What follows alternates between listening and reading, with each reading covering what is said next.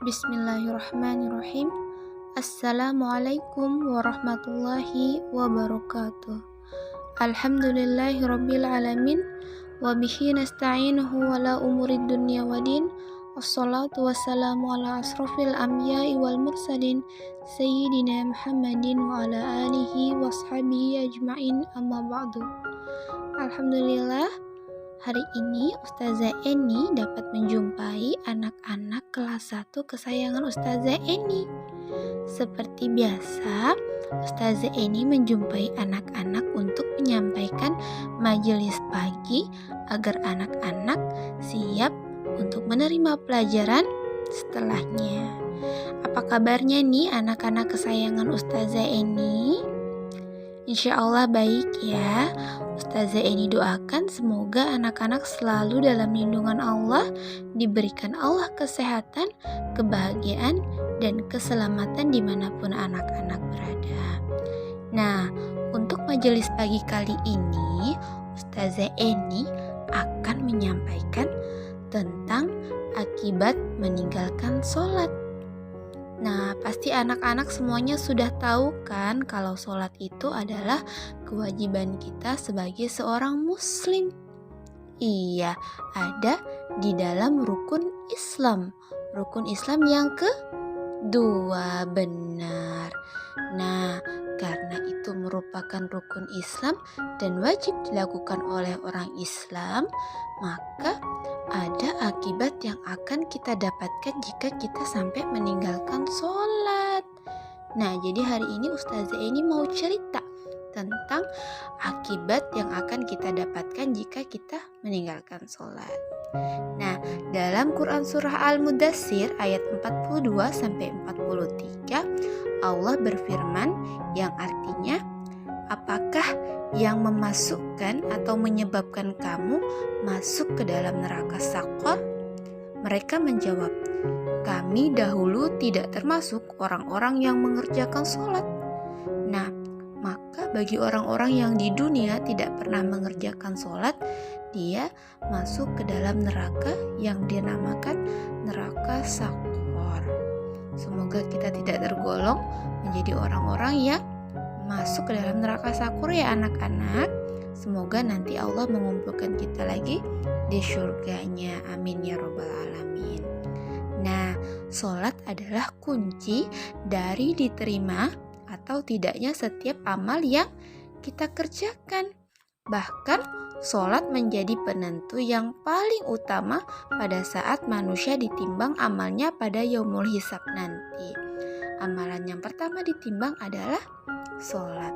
Manakala sholat seseorang baik, maka akan baik pula seluruh amalannya. Tapi jika sholatnya buruk, maka akan buruk pula semua amalannya. Oleh sebab itu, sebagai muslim, kita perlu menjaga sholat kita agar kita diselamatkan dari siksa neraka Saqar. Rasulullah bersabda, barang siapa yang memelihara sholat, maka ia akan mendapat cahaya, petunjuk jalan dan kebebasan dari hari kiamat. Barang siapa tidak memelihara sholat, dia tidak akan mendapat cahaya, petunjuk jalan dan kebebasan.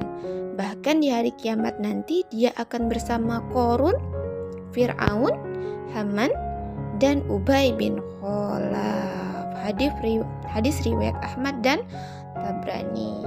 Ngeri ya anak-anak kalau sampai kita nanti dikumpulkan lagi sama Qarun, Fir'aun, dan kafir-kafir lainnya. Nah, sekarang Ustazah ini mau kasih tahu nih, kalau kita meninggalkan sholat di dunia, maka akibat apa yang bisa kita langsung terima di dunia? Nih, adapun siksa yang akan kita rasakan di dunia adalah kita dihilangkan keberkahan usianya. Nih, walaupun umur kita panjang, tapi Allah menghilangkan keberkahan, kenikmatan usianya. Allah menyibukkan orang itu dalam kesibukan yang tak ada habisnya. Jadi usianya tidak berkah. Kemudian dihapus aura orang-orang soleh dari wajahnya. Nah, wajahnya akan terlihat kusam, sedih, dan tidak bahagia. Sedangkan orang-orang soleh itu wajahnya selalu tersenyum, cerah, bercahaya, yang menandakan bahwa iya, hidupnya dalam ketenangan. Yang ketiga, setiap amal kebaikan yang dia kerjakan tidak akan dijadikan sebuah pahala oleh Allah. Maka semua perbuatan yang dia lakukan di dunia akan menjadi sia-sia jika kita tidak mendirikan sholat. Jadi mau sebaik apapun amal yang kita kerjakan, kalau kita tidak mengerjakan sholat, maka amal kita tidak dihitung oleh Allah. Lalu yang keempat, doa tidak akan diangkat ke langit.